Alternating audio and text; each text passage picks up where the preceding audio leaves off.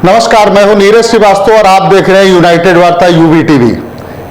आज के इस खबर में हम चर्चा करेंगे सीतापुर में संपन्न हुए साधन सहकारी समितियों के चुनाव में, जिसमें जिस तरीके से धांधली की शिकायतें सामने आई हैं, उससे कहीं न कहीं लोकतंत्र की मर्यादा को ठेस पहुंची है।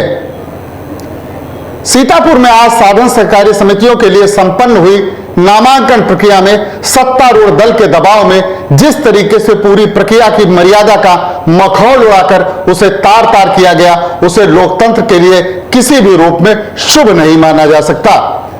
पूरे जनपद में इस चुनाव के लिए लोग नामांकन पत्रों का इंतजार करते रहे, लेकिन सत्ता के दबाव में अधिकारी और कर्मचारी पूरी तरीके से नदारद रहे। निर्धारित स्थानों की बजाय पावरफुल नेताओं के यहां उन्होंने बैठकर नामांकन की खानापूरी की। आज पूरे जिले में 207 साधन सहकारी समितियों के नामांकन का कार्य होना था। इस चुनाव के इच्छुक लोग जब नामांकन पत्र लेने के लिए समितियों पर पहुंचे तो अधिकांश स्थानों पर ताले लटक रहे थे। यह स्थिति देखकर जब उन्होंने संबंधित अधिकारियों और फिर कर्मचारियों को फोन करना शुरू किया तो कहीं उनके फोन स्विच ऑफ थे, कहीं रिंग जाने के बाद फोन रिसीव नहीं हो रहे थे। कुल मिलाकर कहीं से भी उनका रिस्पांस नहीं मिल रहा था। 3:12 हो चुका है, 15 मिनट। चुनाव अधिकारी को कई बार फोन लाने के बाद भी चुनाव अधिकारी अभी तक यहाँ पर नहीं आए हैं। आज पहली बार जो भारतीय जनता पार्टी के मैं प्रमुख कार्यकर्ता रहा हूँ और भारतीय जनता पार्टी की विचारधारा से हमेशा जुड़ा रहा हूँ, आज मैं भारतीय जनता पार्टी की विचारधारा का पोषक हूँ, लेकिन पहली बार मुझे लग रहा है कि लोकतंत्र की हत्या हुई है।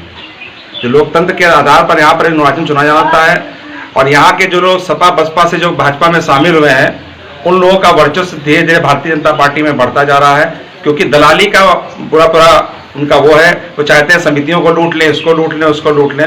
मैंने एक भारतीय जनता पार्टी के कार्यकर्ता होने के नाते एक प्रयास किया था कि महाराजनगर से समिति को मैं बचा सकूं और भारतीय जनता पार्टी के जो मूल कार्यकर्ता हैं उनको यहाँ पर स्थापित कर सकूं, लेकिन इस प्रयास में मैं विफल रहा, क्योंकि शासन सत्ता ने पूरी तरीके से अपना खेल खेला और निर्वाचन जो अधिकारी थे उनको जो स्थान है जो यहाँ की साधन सहकारी समिति, वहाँ तक आने ही नहीं दिया। हमारे सारे 9 पदों पर हमारे प्रत्याशी थे, समर्थक थे, उनके प्रस्तावक थे और यहाँ पर दो महिला सीटें हैं, तो महिला सीटों के लिए भी हमारे प्रत्याशी अभी भी यहाँ पर बैठे हुए हैं। हमारे जो मूल प्रत्याशी सब बैठे हैं, प्रस्तावक लोग बैठे हुए हैं।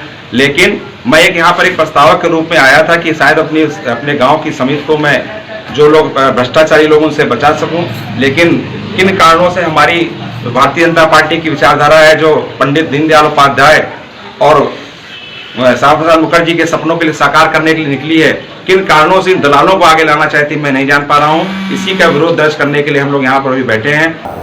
ऐसी स्थितियों को देखकर समाजवादी पार्टी के नेता एकजुट होकर कलेक्ट्रेट पहुंचे और वहां इस स्थिति पर नाराजगी जाहिर करते हुए जिला प्रशासन को एक ज्ञापन भी दिया।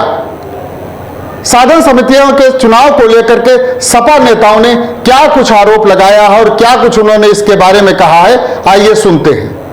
आज नामांकन पत्र दाखिल करना है।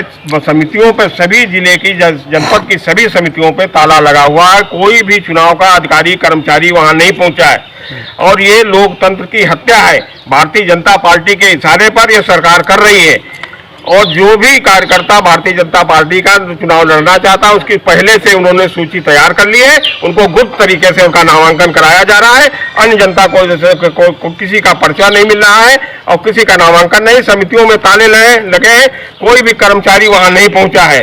जिलाध्यक्ष महोदय ने बताया कि साधन सहकारी समिति के जो चुनाव आज होने हैं, जिनके नामांकन होने थे, आज कोई भी साधन सहकारी समिति के ताले सबने लगे हैं। किसी को वहाँ पर कोई पर्चा नहीं मिल रहा है। केवल पर्चा उन्हीं लोगों को मिल रहा है जो भारतीय जनता पार्टी के लोग हैं और उन्हीं को निष्पक्ष रूप से उन्हें निर्विरोध घोषित करके चुनाव कराना चाहते हैं। ये लोकतंत्र की हत्या है।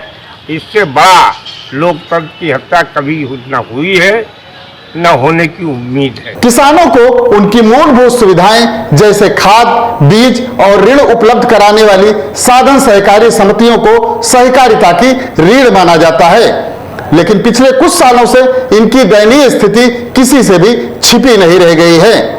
इस बार समितियों के अच्छे दिन आने की उम्मीद में तमाम लोगों ने डेलीगेट बनने का ख्वाब संजो रखा था, लेकिन आज जिस तरीके से लोकतंत्र का गला घोंटकर उन्हें न सिर्फ नामांकन करने से वंचित किया गया, बल्कि मनमाने तरीके से इस चुनाव में जो कुछ भी किया गया वो शायद भूतो न भविष्यति की कहावत को चरितार्थ कर गया।